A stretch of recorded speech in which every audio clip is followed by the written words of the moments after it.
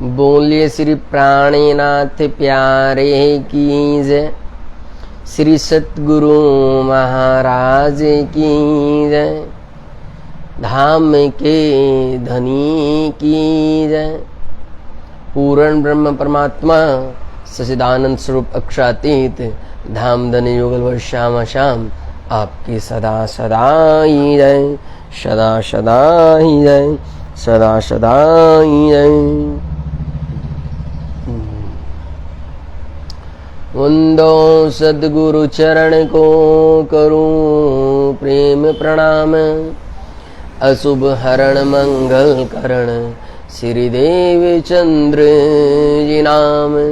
श्री प्राणीनाथ निज मूल पति श्री महराज शुभ नाम, तेज कुंवर श्यामा युगल को पल पल करूं प्रणाम। प्रणाम करूं सब साथ को जो कोई देश विदेश, राह घाट जो कोई मिले सबको मेरा संदेश। चिदादित्यम किशोरांगम परेधाम विराजितम, स्वरूपम सचिदानंदम निर्विकारम सनातनम, निर्विकारम सनातनम। आनंद कंदम प्रभुदेव चंद्रम वरजैस रूपेण पुरापि प्रजातम, परविश्य प्राप्तम प्रिय प्राणनाथम, परशेष पूर्णं च सततत् नमामि, परशेष पूर्णं च सततत् नमामि। श्री प्राणीनाथ तुम सत्य हो, तुमसे चलते जहान, मैं बंदी अवगुण भरी, पिया बाएं गृह की लाज, पिया बाएं गृह की लाज। बोलो श्री प्राणीनाथ प्यारे की जय, श्री सतगुरु महाराज की जय, धाम के धनी की जय। श्री कृष्ण कन्हैया लाल आपकी सदा सदा ही जय, सदा सदा ही जय। सभी सुंदर साज जी के हृदयस्थ में विराजमान श्री युगल स्वरूप श्यामा श्याम के चरणार विंद में कोटि कोटि प्रणाम प्यारे, कोटि कोटि प्रणाम। प्रणाम जी प्रणाम मेरे प्यारे लाडले साज जी, प्रणाम जी प्रणाम। सदा आनंद मंगल में रहिए, सदा आनंद मंगल में रहिए। इसकी सुराही प्रेम का प्याला, इसकी सुराही प्रेम का प्याला, अंतर आत्म छकी रहिए वाला, अंतर आत्म छकी रहिए। सदा आनंद मंगल में रहिए, सदा आनंद मंगल में रहिए। तन सोहे रूह निस दिन जागे, तन सोहे रूह निस दिन जागे। दाम धनी के चरणों में रहिए प्यारे, प्राण पिया के चरणों में रहिए। सदा आनंद मंगल में रहिए, सदा आनंद मंगल में रहिए, सदा आनंद मंगल में रहिए, सदा आनंद मंगल में रहिए। बोलो श्री प्राणीनाथ प्यारे की जय, श्री कृष्ण कन्हैया लाल की जय, श्री सतगुरु महाराज की जय। मेरे प्यारे लाडले साथ जी, कल की बीतक चर्चा में हम सब सुंदर साथ जी ने बड़ा ही सुंदर लीलाओं का दर्शन किया था। आज हम श्री नवतनपुरी धाम जामनगर की लीला में प्रवेश कर रहे हैं मेरे प्यारे लाडले साथ जी। तो आइए मेरे साथ में बड़े प्रेम और भाव के साथ में चलते हैं लीलाओं की तरफ। हल्लार देश के मध्य में ही एक नवानगर स्थान कहा, जिसको श्री नूतनपुरी कहे, ये आदि स्थान है हमारा कहा। मेरे प्यारे लाडले साथ जी, अब यहाँ से धनी श्री देवचंद्र जी हल्लार देश के मध्य जो नवानगर है उसके अंदर जो जामनगर जो नूतनपुरी के नाम से जाना जाता है, वहां पर धनी श्री देवचंद्र जी अपने परिवार के साथ में वहां पर आ जाते हैं, जिसको श्री नूतनपुरी के ये आदि स्थान हमारा है, ये नवानगर है जामनगर, इस शहर के अंदर द्वारा है। ये कहां पर है? ये जामनगर के अंदर स्थित है। देखा पवित्र स्थान यही और धर्म का भी अभ्यास किया। श्री सतगुरु धनी देवचंद्र यहाँ सब कुटुंब सहित निवास किया। और यहाँ पर क्या करते हैं? सतगुरु प्यारे धनी श्री देवचंद्र जी यहाँ पर पूरे के पूरे परिवार के साथ में आकर के रहने लगते हैं। सुख से सब समय बीतता था, कोई न रही जरूरत। अब श्री देवचंद्र जी के मन में प्रभु दर्शन मुझे मिलेंगे कब। अब यहाँ पर क्या होता है कि क्योंकि कल जो दिव्य स्वरूप जो लीलाएं उन्होंने कुछ समय पूर्व अभी देखी थी, कल जिस चर्चाओं में हम थे कि उन्होंने वहां पर साक्षात्कार श्री कृष्ण कन्हैया लाल के दीदार किए थे ध्यानावस्था में, और वे वहां पर पहुंच जाते हैं और कृष्ण चंद्र मनोहर श्री देवचंद्र जी से खूब बातें करते हैं। और जैसे उनका ध्यान टूटता है तो वो घुघरी का प्रसाद और वे लड्डू यहाँ साक्षात्कार अपने सामने पाते हैं। तो उस स्वरूप को देख करके धन श्री देवचंद्र जी बार बार अंदर ही अंदर अब ये प्रश्न करने लगते हैं, अब ये इच्छा करने लगते हैं कि कब मुझे साक्षात रूप से मेरे धाम धनी मेरे परमात्मा के दर्शन होंगे।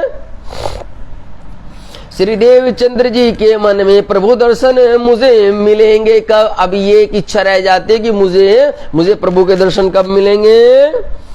हर जगह पर बड़े बड़े वक्ता सब कथा कीर्तन किया करे। श्री देवचंद्र जी वहां जाकर नित्य प्रेम कथा रस लिया करे। बोलो श्री प्राणनाथ प्यारे की जय, श्री सतगुरु महाराज की जय।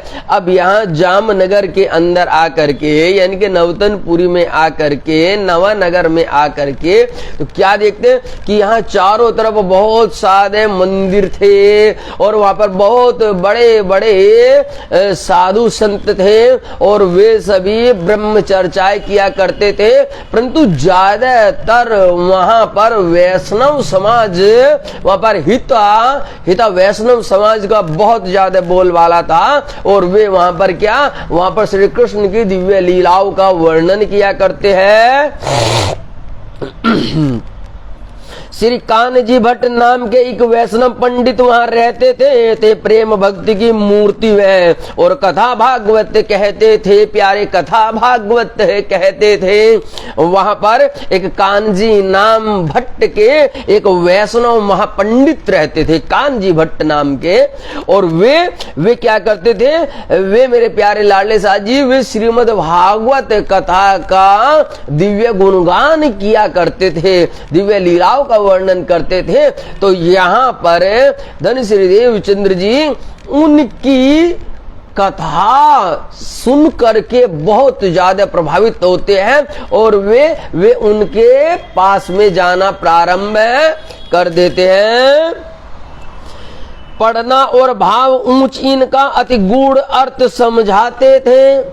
ये ऐसे नहीं होते थे मेरे प्यारे लाडले साथ जी। ये क्या करते थे कि भाई ये पढ़ना और भाव ऊंच इनका अति गूढ़ अर्थ समझाते थे। यहाँ श्रवणा कथा करने को कहीं दूर से वैष्णव आते थे, कहीं दूर से वैष्णव आते थे। यहाँ पर मेरे प्यारे लाडले साथ जी इनकी कथा सुनने के लिए बहुत दूर दूर से वैष्णव जब सुनने आया करते थे। क्योंकि कि ये जो कान्ह जी भट्ट है, जो श्रीमद् भागवत का जो वर्णन किया करते थे, जो उन दिव्य लीलाओं का निरूपण करके सुनाया करते थे, तो इनके अंदर बहुत अथाह प्रेम भरा था, बड़ा प्रेम। तो प्रेम के साथ में जब ये उन चर्चाओं को रखते थे, तो उन चर्चाओं से प्रभावित होकर के बहुत दूर दूर से ज्ञानी जन सुनने के लिए इनके पास आया करते थे। वैसे तो कई मत थे, लेकिन वल्लभ संप्रदाय का जोर यहां कह दिया ना कि वैसे तो बहुत ज्यादा पत थे वहां पर, मतों वाले थे, बहुत ज्यादा संप्रदाय वाले थे, लेकिन ज्यादातर जो वहां पर था वो वल्लभ संप्रदाय, जो श्री कृष्ण कन्हैयालाल की जो भजन भक्ति करते हैं, जो राधा वल्लभी मार्ग के होते हैं, वे बहुत ज्यादा थे। इसलिए वहां पर ज्यादातर भागवत चर्चाएं बहुत हुआ करती थी।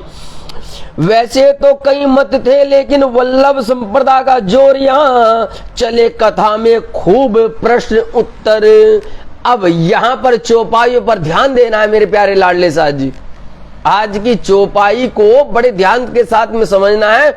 देखिए, ये वे ही लीलाएं हैं जिनको हमें सामने रूबरू देखना है, जिनमें हमें उतर जाना है।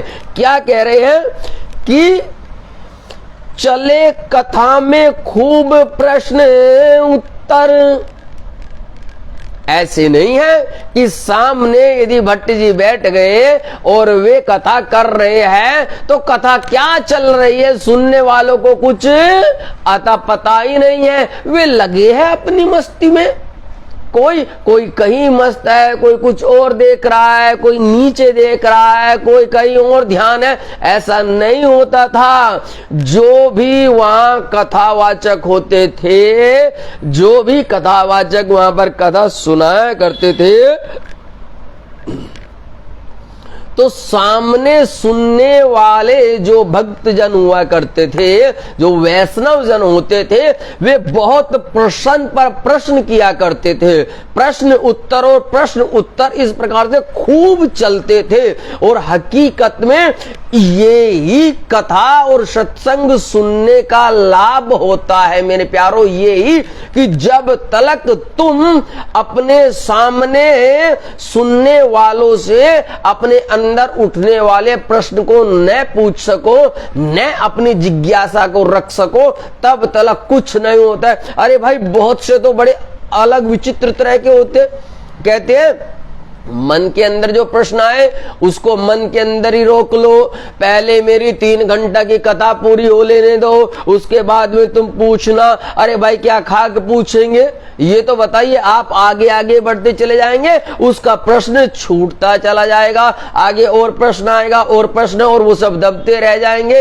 अंततः जब तक कथा समाप्ति का वक्त आता है और गुरुजी से मिलने का वक्त आता है, तब तक क्या होता है, तब तक जो अंदर प्रश्न थे वे सारे के सारे प्रश्न ही छूमंतर हो जाते हैं। बोलो श्री प्राणीनाथ प्यारे की जय, श्री सत्य गुरु महाराज की जय। इसीलिए कह रहे हैं कि जब आप कुछ कथा चर्चा सुनते हैं, वाणी चर्चा भी सुन रहे हैं, और आपके अंदर किसी बात को लेकर के कुछ जिज्ञासा उत्पन्न हो जाती है, आपको लगता है कि ये ऐसे नहीं ऐसे, तो आप अपने कथा श्रवण कराने वाले गुरुजन से पूछिए कि ये सब क्या है। और यहां पर यही लीलाएं बता रहे हैं कि चले कथा में खूब प्रश्न उत्तर, कोई बोल नहीं सकता था वहां।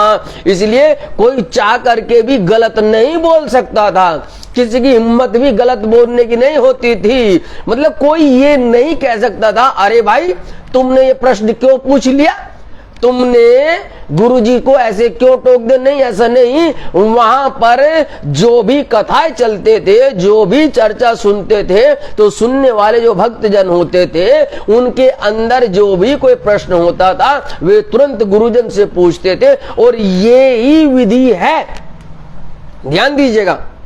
आपको यदि हम यहाँ पर बीतक चर्चा सुना रहे हैं, तो इसका मतलब ये नहीं कि हम समाधिस्थ में हैं। जब हम समाधिस्थ है, हम कुछ बोल नहीं पाएंगे, आप भी सामने समाधिस्थ है, आप भी कुछ नहीं बोल पाएंगे, आप अथाह मौन में पहुंच जाएंगे। तो उस स्थिति में न तो आप कुछ सुन सकते हैं, न ही आप कुछ बोल सकते हैं, वो एक अलग लीला होती है। परंतु जब आप सामने से कुछ सुन रहे हैं और आपके अंदर कोई प्रश्न आता है तो आपको प्रश्न पूछना चाहिए। हम भी आपसे बार बार कहते कि ये क्या होता है, बताइए मेरे लाडले साथ जी, बताओ मेरे प्यारे साथ जी। ये इसीलिए होता है कि उससे आपका और सामने वाले का संबंध जुड़ा रहता है, वो चर्चा के साथ में तल्लीन रहते हैं। इसीलिए ये सब होना चाहिए। कथा को ऐसे नहीं सुनना चाहिए कि गुरुजी तो सुना रहे हैं और सामने बैठे हुए बस ऐसे सुन रहे, मतलब उसको ये पता ही नहीं वो कहाँ है। आजकल की तो चर्चाएं विचित्र है कि सब लोग मोबाइल में ही लगे रहते हैं। कथा करने वाले कथा कर रहे हैं और सामने सुनने वाले ज्यादातर लोग मोबाइल में ही लगे हैं। बड़ी ही विचित्र लीला है। परंतु कहते कि उस वक्त में ऐसा कुछ नहीं था। वहां पर जो कथा करते थे उनसे प्रश्न भी पूछा जाता था। थी इच्छा कई दिन से दिल में भागवत सुनने का नियम लिया। अब यहां पर धनी देवचंद जी क्या करते कि जब वे उनकी लीलाओं को देखते, अरे भाई ये कितना सुंदर वर्णन करते हैं, कितनी प्यारी ये भागवत वर्णन करते हैं, तो क्यों ना मैं भी जाऊं और मैं भी जरा जा करके इस श्रीमद् भागवत महारस का रसपान करूं। ये दिव्य भाव उनके अंदर उड़ जाता है। श्री देवचंद्र जी ने तो यहाँ नित्य प्रति कथा का श्रवण किया। थी इच्छा कई दिन से दिल में भागवत सुनने का नियम लिया। कहने की आज मैं नियम लेता हूँ कि अब मैं निष्ठाबंध होकर के श्रीमद् भागवत सुना करूंगा, और वो भी कान्जी भट्ट से। इच्छा थी इस रस को समझू, मोको कछु मिलने नहीं पाया। इच्छा इनकी पूरी करने धनी इनको यहाँ पे ले आए, धनी इनको यहाँ पर ले आए। क्यों? क्योंकि इनके अंदर जो इन्होंने श्री कृष्ण कन्हैया चंद्र की जो वो माधुरी लीलाओं का जो सुना था, पहले हरिदास जी से सुना था, क्योंकि वो भी हित जी वंश वाले थे, वो भी वहां पर चर्चाएं करते थे। तो उन्होंने जो वो प्रेम और जो वो सखी भाव देखा था, जो बांके बिहारी और बाल मुकुंद जी की लीलाएं जो उन्होंने धीरे धीरे सुनी थी, तो वो आत्मा के अंदर बड़ा प्रेम रस उमड़ने लगा था। तो उन्होंने चाहा कि श्रीमद् भागवत तो ये अथाह महासागर है कि इनके अंदर तो केवल और केवल ब्रज जो रास का है, ये दिव्य नूर छिपा है, तो क्यों ना मैं भी ये रस का श्रवण करूं। इसीलिए उनको वहां से यहां पर धनी की आज्ञा के अनुसार ही यहां पर लाया गया। बोलो श्री प्राणीनाथ प्यारे की जय, श्री सद्गुरु महाराज की जय। संबत 1665 था और मास कार्तिक का आया। बड़े ध्यान से सुनने एक एक चौपाई को मेरे प्यारे लाडले साथ जी। संबत 1665 था और मास कार्तिक का आया। श्री कथा भागवत सुनने का श्री देवचंद्र आसन लाया, श्री देवचंद्र आसन लाया। बोलो श्री सतगुरु महाराज की जय, श्री धाम के धनी की जय। ये वे लीलाएं है मेरे प्यारे लाडले साथ जी, जो श्री लालदास जी बीतक के अंदर केवल और केवल संक्षेप रूप में कही है। जरा मैं अब आपको श्री लालदास जी कृत बीतक की तरफ लेकर के चलता हूं। श्याम जी के दवेल में कथा कहे कान्जी भट्ट, निष्ठाले सुनने लगे होए वल्लभियों से खटपट। यहाँ पर श्याम जी के मंदिर में जो श्री कृष्ण जी का एक मंदिर था, वहां पर कान्जी भट्ट एक भागवत कथा के बहुत सुंदर प्रवक्ता थे, जो बहुत सुंदर दिव्य लीलाओं की चर्चा किया करते थे। वहां पर धनी श्री देवचंद जी बिल्कुल निष्ठाबंध होकर के श्रीमद् भागवत सुनने जाने लगे, परंतु क्या कि निष्ठा ले सुनने लगे, होए वल्लभियों से खटपट। परंतु किसी ने किसी बात को लेकर के, किसी ने किसी चर्चा को लेकर के, जो वहां पर वल्लभ पंथ वाले थे, उनसे सतगुरु महाराज की किसी न किसी बातों को लेकर के खटपट यदा सदा ही चलती रहती थी। जलपान को तब करे जब आहार देवे आत्म को, तब आहार आकार को देवे न करे कम। अब इस प्रकार से धनश्री देवचंद्र जी ने एक प्रण सा बना लिया था, अपने अंदर एक प्रण बना लिया था कि भाई देखो, मुझे क्या चाहिए, मुझे मेरी आत्मा का आहार चाहिए।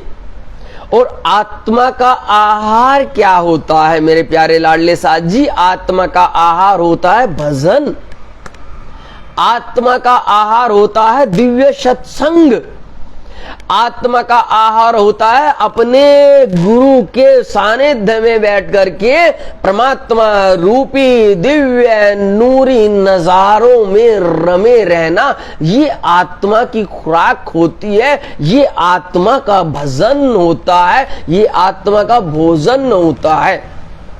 अब यहां पर धनश्री देवचंद्र जी ने क्या प्रण लिया था कि भाई जब जब मैं अपनी आत्मा को भोजन दूंगा, उसके बाद ही मैं अपने इस शरीर, मैं अपने इस आकार को भी भोजन दूंगा। यदि मुझे मेरी आत्मा का भोजन आज नहीं मिला तो मैं इस पंच तत्व के, इस मिट्टी के शरीर को भी कोई भोजन नहीं दूंगा। बोलो श्री प्राणनाथ प्यारे की जय, श्री सतगुरु महाराज की जय। मेरे प्यारे लाडले साथ जी, तपना बहुत जरूरी होता है, ध्यान दीजिए, तपना बहुत जरूरी होता है।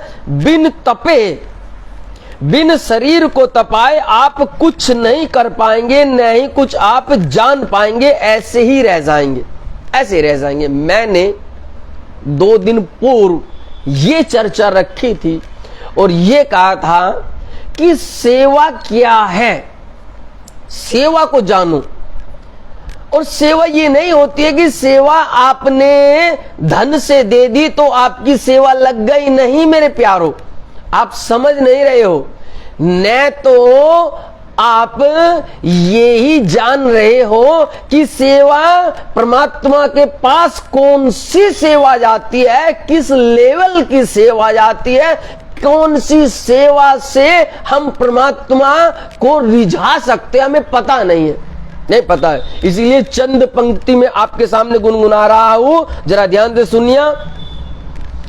जो प्रेम गली में आए नहीं, जो प्रेम गली में आए नहीं, प्रियतम का ठिकाना वो क्या जाने। जो प्रेम गली में आए नहीं, प्रियतम का ठिकाना वो क्या जाने। जिसने श्री कृष्ण को जाना नहीं, जिसने श्री कृष्ण को जाना नहीं, वो तारतम्य लेना क्या जाने। जिसने श्री कृष्ण को जाना नहीं, वो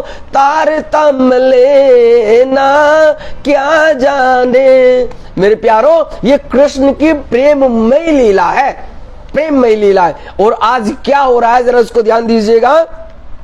जो पैसे दे और सेवा करे, बड़े ध्यान से सुनिएगा इन पंक्तियों को मेरे प्यारे लाडले साथ जी, ऐसे नहीं है।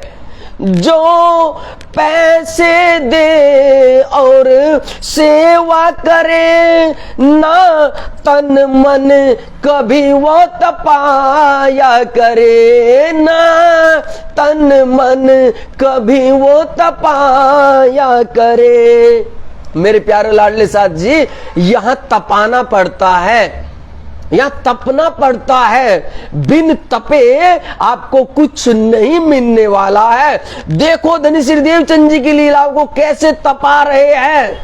पहले आत्मा को भोजन दे रहे हैं, आत्मा को भोजन, शरीर को नहीं दे रहे हैं। और यदि आत्मा को भोजन न मिले तो शरीर को भोजन नहीं मिलेगा। इस प्रकार से तपाया जा रहा है। तो क्या कह रहे हैं यहां पर धनी जी, जरा समझे बड़े प्यार से। जो पैसे दे और सेवा करे, ना तन मन कभी वो तपाया करे, ये तो सब झूठी माया है प्यारे, ये सब झूठी माया है। धनी को रिझाना वो क्या जाने, ये तो सब झूठी माया है। धनी को रिझाना वो क्या जाने, जो ब्रज गलियों में आया नहीं, जो कुंज निधि वन में पहुंचा नहीं, मेरे कृष्ण का ठिकाना वो क्या जाने, जो कुंज निधि वन में पहुंचा नहीं, जो कुंज निधि वन में पहुंचा नहीं, मेरे कृष्ण का ठिकाना वो क्या जाने। जिसने श्री राज को जाना नहीं, वो तारतम लेना क्या जाने प्यारे, तारतम लेना क्या जाने। बोलो श्री प्राणनाथ प्यारे की जय, श्री सतगुरु महाराज की जय। तो मेरे प्यारे लाडले साथ जी, हम इसीलिए कह रहे कि शरीर को तपाना, तपने से जीव को कष्ट होता है। और जब जीव को कष्ट होता है तो इंद्रियां कमजोर होती है, और जब इंद्री कमजोर होती है तो तब भजन का बल बढ़ता है, और जब भजन का बल बढ़ता है तो तब क्या होता है, दुख से विरहा उपजे, और विरहा उपजे प्रेम इसक, और प्रेम इसक जब आया, तब न चल मिलियो हक प्यारे, तब न चल मिलियो हक। महामती प्राणनाथ जी साक्षात्कार ब्रह्मवाणी में कह रहे हैं कि दुख से विरहा उपजे प्यारो, दुख से विरहा उपजे। और इसीलिए ब्रह्मवाणी में खूब कहा है, मेरे पिया को मिलना तो काहे से होए, दुख ही से होए। मांगत है मेरे दुल्हा मैं दुख तुझसे यूं प्यार करूं, मैं मांगत हूं मेरे दुल्हा। ये दुख की लीला है मेरे प्यारो। इसीलिए बीतक हमें दिखा रही है, हमें आईना दिखा रही है, बीतक हमें जीना सिखा रही है, बीतक हमें तरीका बता रही है। तो यहाँ पर सतगुरु धनी श्रीदेव चंद जी क्या करते हैं कि उन्होंने प्रण लिया कि जब तलक मैं इस आत्मा को भोजन नहीं दूंगा, तब तलक मैं इस शरीर को भोजन नहीं दूंगा। ये जब तलक हम भी कुछ ऐसा ही संकल्प नहीं लेंगे मेरे प्यारो, संकल्प संकल्प तो लेना पड़ेगा ना। जब तक हम संकल्प कुछ नहीं लेंगे, अरे कम से कम इतना ही संकल्प ले लो मेरे प्यारे लाडले साथी, एक छोटा सा संकल्प कि जब तलक प्रातः काल हम उठ करके धाम धनी की सेवा पूजा उठापन नहीं करेंगे तो हम प्रातः काल का नाश्ता नहीं करेंगे, हम प्रातः काल की चाय जलपान नहीं लेंगे। थोड़ा सा संकल्प तो लाइए जीवन में। सेवा इसी को कहते हैं कि कुछ संकल्प लेना होगा। जैसे यहां पर धनी श्री देवचंद जी ले रहे हैं, लेकिन वो ले तो रहे थे और भागवत को बड़े ध्यान से सुनते हैं। तो जब वहां पर कोई बड़े प्यार से बड़े ध्यान से कोई सुनता है तो सुनाने वाले का भी ध्यान उनकी तरफ चला जाता है। वो भी ऑटोमेटिकली जान जाते हैं कि मेरे चर्चा को कौन सुनना है और कौन नहीं सुन रहा है। रे आपस में मतभेद सदा वे नस्वर वृंदावन जाने, नित्य वृंदावन को देवचंद्र इस झूठे जग से परे माने। अब ये लोग की झगड़ा किस बात पर रहता था वहां उन वैष्णव समाज वाले लोगों से, क्योंकि वो भी कथा सुनते थे। अब जब भट्ट जी कथा के अंदर दिव्य वृंदावन का वर्णन करते थे, दिव्य रास का वर्णन करते थे, दिव्य ब्रज का वर्णन करते थे, तो ये वैष्णव जन क्या समझते थे कि ये जो वर्णन कर रहे हैं, ये जो इतना नूरी वर्णन हो रहा है, ये सारा का सारा यहीं पर ही जो हमारे दिल्ली से थोड़ा सा 100-150 किलोमीटर दूर आगे है मथुरा वृंदावन की, इसी का वर्णन कर रहे हैं। और धनश्री देवचंद जी कहते कि नहीं नहीं, ये इसका वर्णन नहीं है, ये नित्य का वर्णन है, ये अखंड का वर्णन है। तो इन बातों को लेकर के थोड़ी बहुत आपस में उनमें खटपट यदा सदा ही रहती थी। यहाँ वाला वृंदावन झूठा श्रीदेव चंद्र बतलाते थे, वल्लभाचार्य मत वाले तो ये बात समझ न पाते थे। लेकिन जो वल्लभाचार्य मत वाले थे वे तो इन लीलाओं को कदापि नहीं जान पाते थे।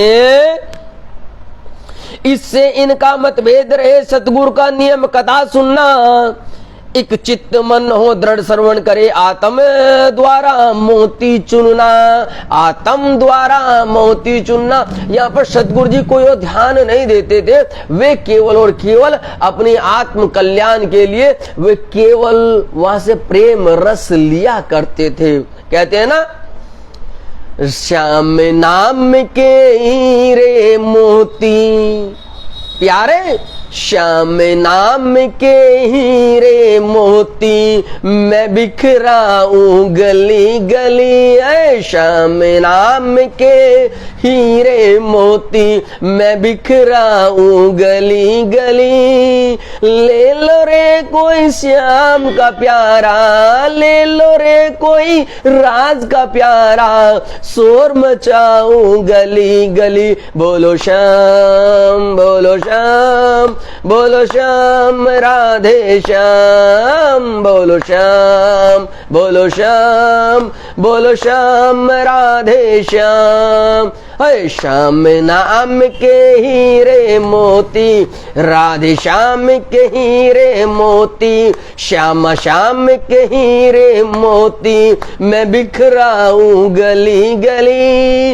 ले लो रे कोई श्याम का प्यारा, ले लो रे कोई राज का प्यारा, शोर मचाऊं गली गली। तो मेरे प्यारे, इस प्रकार की गली गली से आवाज आ रही है, चारों तरफ श्री कृष्ण कन्हैया लाल के जयकारे गूंजते हैं, उनके भजनों का वो रस गूंज रहा है। तो यहाँ पर धनी श्री देवचंद जी क्या कर रहे हैं कि वो तो केवल और केवल वो ही अमीर रस पी रहे हैं, उनको किसी और से कोई मतलब नहीं है। बस कहते हैं ना कि जाहे लागी लगन घन श्याम की, जाहे लागी लगन घन श्याम की।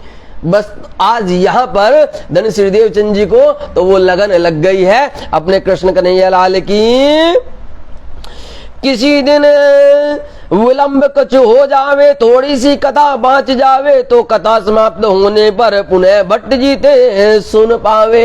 और एक और यहाँ पर सुनने वाले का जो मन चित्त जब सुनाने वाले से जुड़ जाता है तो प्यारे वे पल भर के लिए भी उस रस को नहीं छोड़ते हैं। तो यहाँ पर वही दिव्य लीला को समझा रहे हैं कि जब कभी कभी श्री देवचंद जी को आने में जरा देर हो जाती थी, कुछ टाइम बीत जाया करता था, तो फिर बाद में जब कथा पूरी हो जाती थी तो देवचंद्र जी फिर से पुनः भट्ट जी के पास जाते थे और वे उनसे पुनः भागवत खुलवाते थे और पहले के जो श्लोक छूट गए थे उनका अर्थ गूढ़ार्थ उनसे समझा करते थे।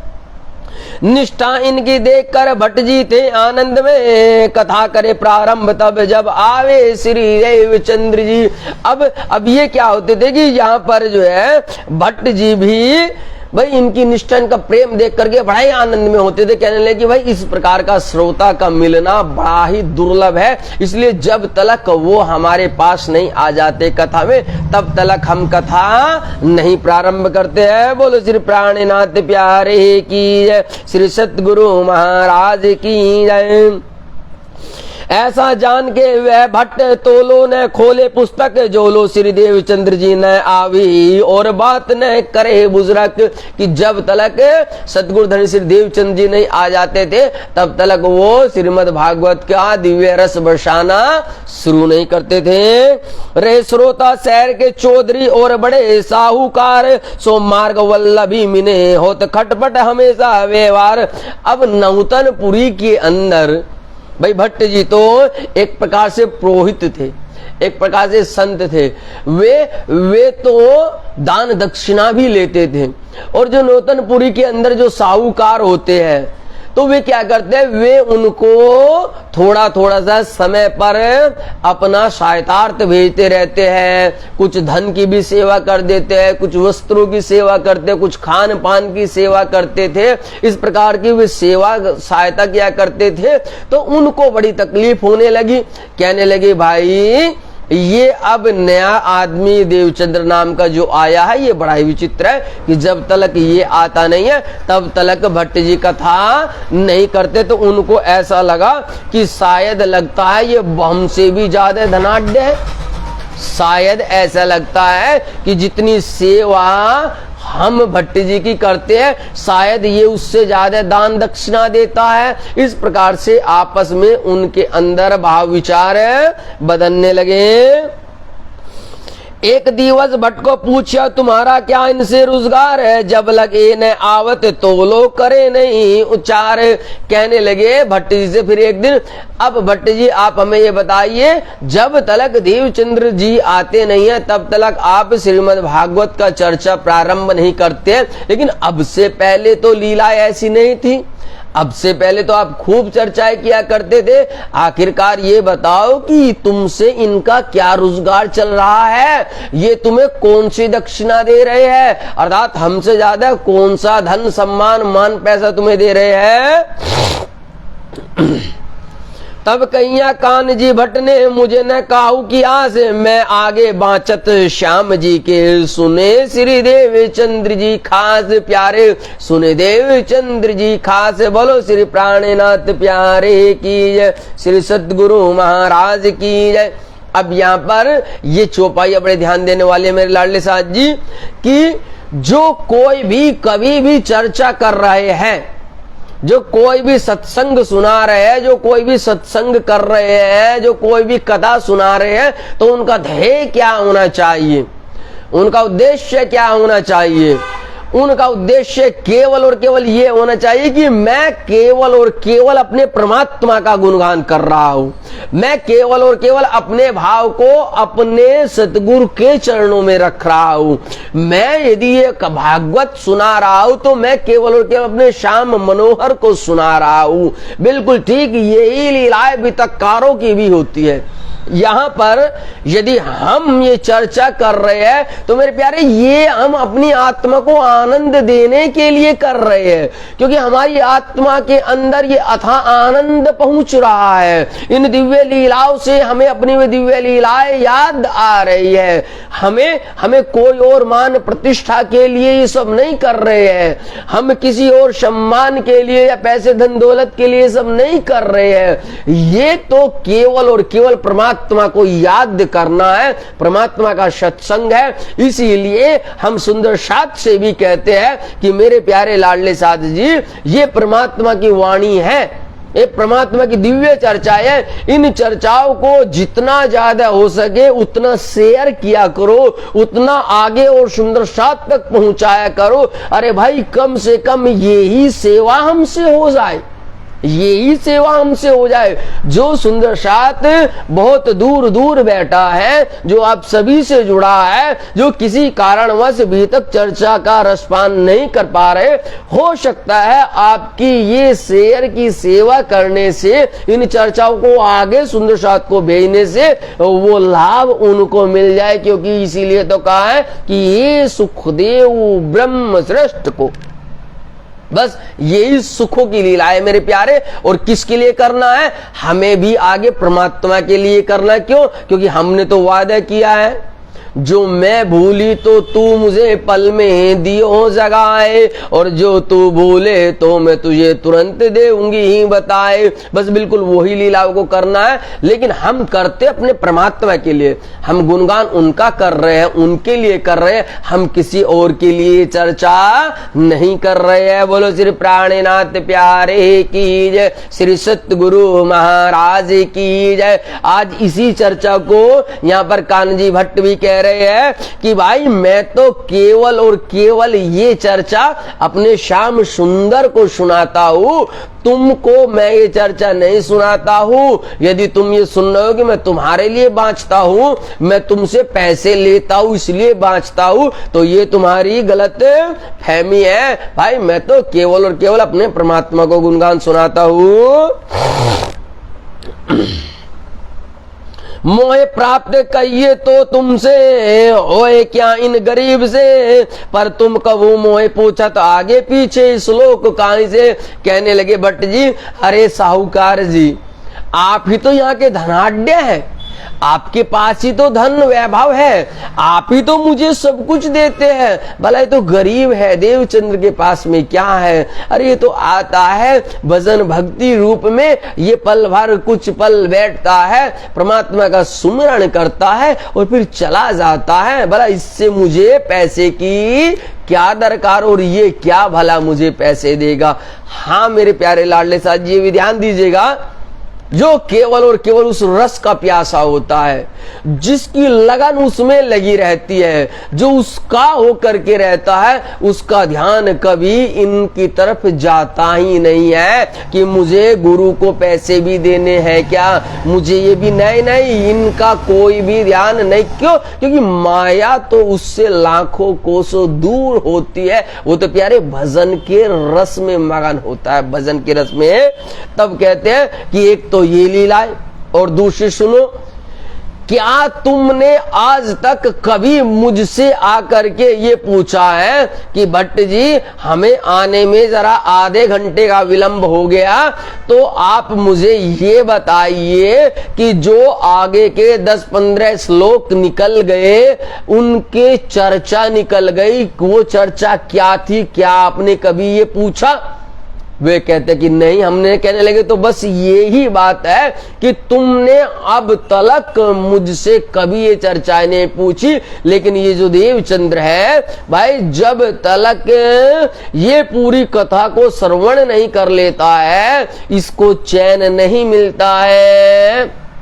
यदि इसको आने में कुछ विलंब हो जाता है और मैं जल्दी यदि भागवत शुरू कर देता हूं, तो ये फिर बाद में आता है मेरे पास में और पुनः भागवत खुलवाता है और फिर से चर्चा करवाता है। इसलिए इस कारण से मैं इसकी प्रतीक्षा करता हूं कि जब तलक ये न आ जाए तब तलक मैं चर्चा प्रारंभ नहीं करता हूं। बोलो श्री प्राणनाथ प्यारे की जय, श्री सतगुरु महाराज की जय।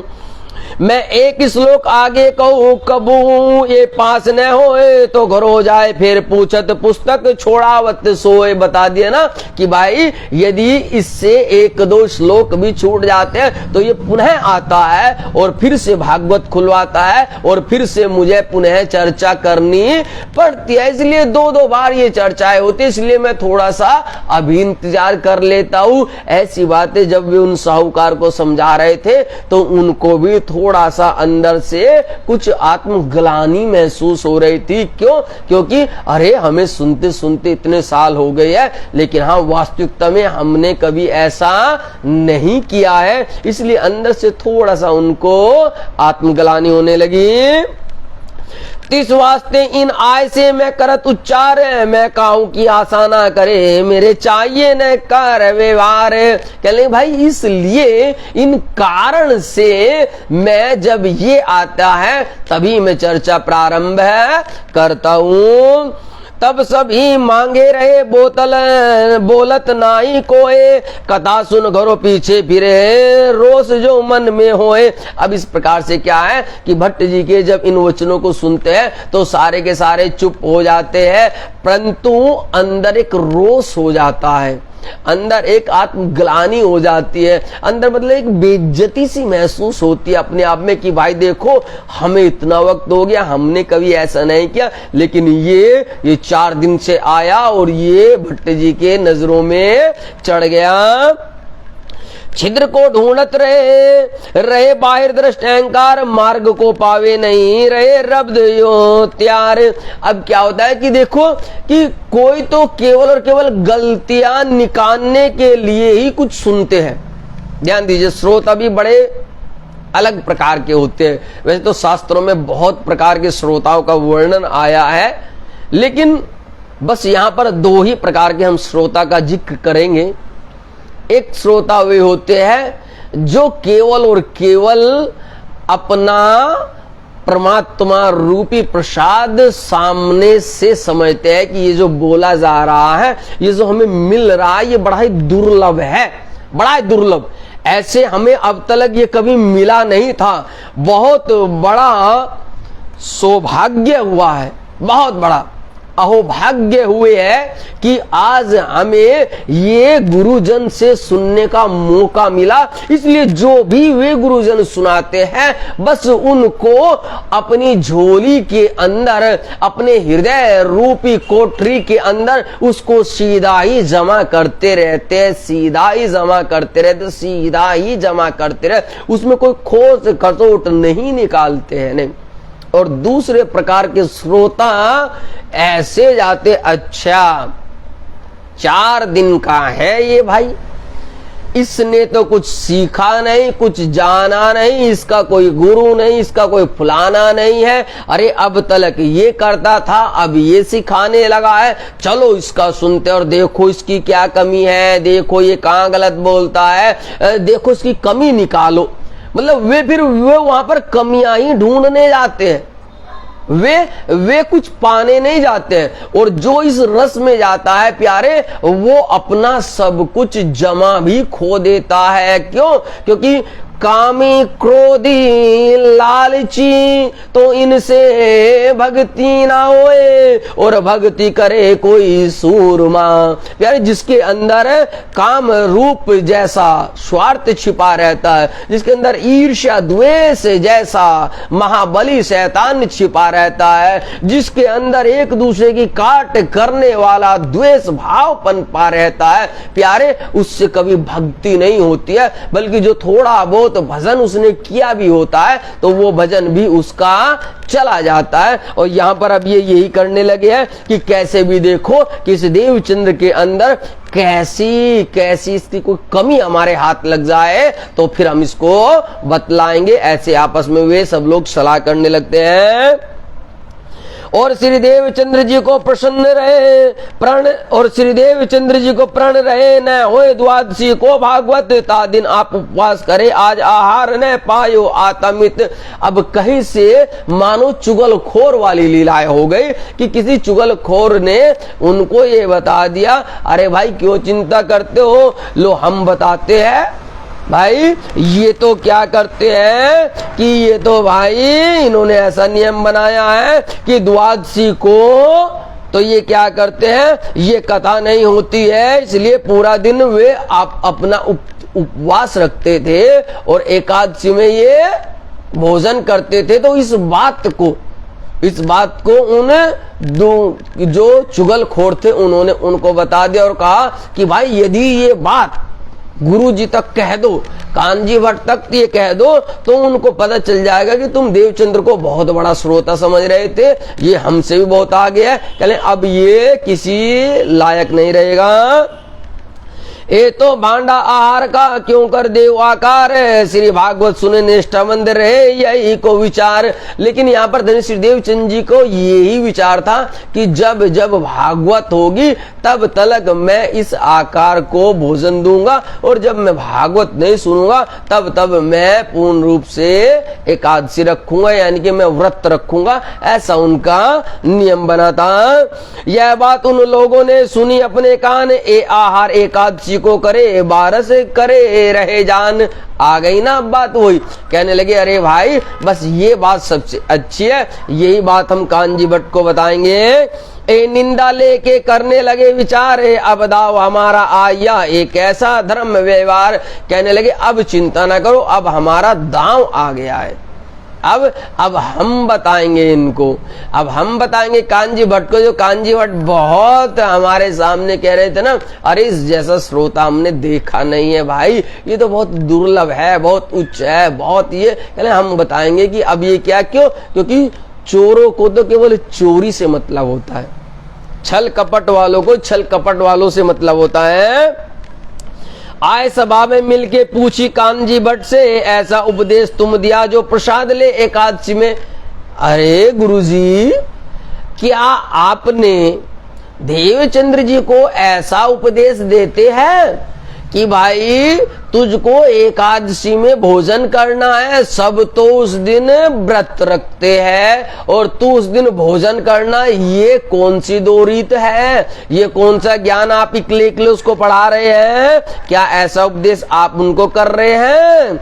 करे बारस को उपवास ये कौन शास्त्रों में बताए, यो श्री देवचंद जी कहते हैं सो हम सो कहो समझाए। कहले और क्या बताते हो आप उनको ये भी बता दो कि भाई एकादशी में तो भोजन करना है और द्वादशी में क्या करना है, तुझे उपवास करना है। अरे भट्ट जी जरा ये तो बताइए कौन से धर्म शास्त्र ग्रंथ में ऐसा वर्णन आया है, ये कौन सा ज्ञान आप उनको समझा रहे हैं। तब कानजी भट्ट ने इन बात दिया उत्तर, जो वे करे सो समझ के फिर पूछ के देव खबर। कहने लगे देखो भाई, पहली बात तो तुम मेरी एक बात ये सुनो कि देवचंद्र जी यदि ऐसा कुछ कर रहे हैं तो वे बहुत सोच समझ करके ऐसा कर रहे होंगे, इसमें भी कोई ना कोई लॉजिक होगा, इसमें भी कोई ना कोई सार होगा, वे ऐसे ही नहीं कर रहे हैं।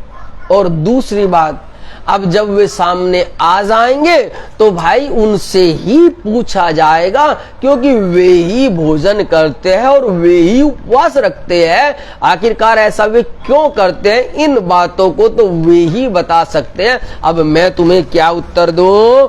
यो करते श्री देवचंद्र जी आए विराजे सभा में, कानजी भट्ट पहुंचा यो श्री देवचंद्र जी से। अब इतना कह ही रहे थे कि श्री सदगुरु महाराज जी कथा के अंदर प्रवेश कर जाते हैं और आते ही उस दिन क्या होता है कि उस दिन वे जो सारे के सारे लोग थे, वो जो वैष्णवी थे, वे बड़े खुश हो रहे, वे ऐसे बिल्कुल ऐसे चौड़े हो करके बिल्कुल ऐसे बड़े रूप में ऐसे बैठ जाते हैं और ऐसे बैठ करके ये होता है कि अच्छा आज आ गया ऊंट पहाड़ के नीचे, आज हमने इसकी गलती ढूंढ ली है, देखो जरा अब ये कैसे जवाब देता है। मतलब ऐसा अंदर अंदर वे बड़े प्रसन्न हो रहे कि भाई आज तो क्या होने वाला है, आज तो ये सबके सामने अपमानित होगा।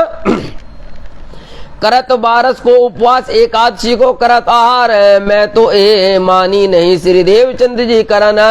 अरे देवचंद्र जी आप ये क्या करते हैं, आप द्वादशी को उपवास रखते हैं और एकादशी में आप भोजन करते हैं। भाई मैं तो इन सब की बातों को सुनकर के बड़ा आश्चर्यचकित हूं। मुझे तो लगता ही नहीं है कि आप ऐसा कर रहे हैं। ये सब क्या लीला हो रही है देवचंद्र जी, तनिक हमें भी समझाइए। मतलब बड़े प्रेम के साथ में, बड़े आदर के साथ में भट्ट जी भी उनसे ये प्रेम पूर्वक पूछ रहे हैं। पर इतना हम समझाते हैं जो श्री भागवत दरकत, ताकि एक डारी को कोई विरला पहुंचत। तब श्री देवचंद्र जी उत्तर दियो, यही बात हम करते हैं। तब सबने कहिया अर्थ को हम समझत नाही इत। अब यहाँ पर धनी श्री देवचंद्र जी क्या बतलाते हैं, कहते हैं कि हे मेरे सतगुरु प्यारे, हे मेरे गुरुवर प्यारे, आप क्या करते हैं कि आप एकादशी के दिन आप व्रत रखते हैं। आप सभी वैष्णव जन सभी उस दिन उपवास रखते हैं, और जब उपवास रखते हैं तो उस दिन आप मंदिर में श्रीमद् भागवत की कथा भी नहीं करते हैं। कह ले हाँ ये भी निश्चित है। कह ले जब आप भागवत की कथा नहीं करते हो तो उस दिन मेरी आत्मा को आहार नहीं मिलता है, मेरी आत्मा को भजन रूपी आहार नहीं मिलता है। इसलिए मैं उस दिन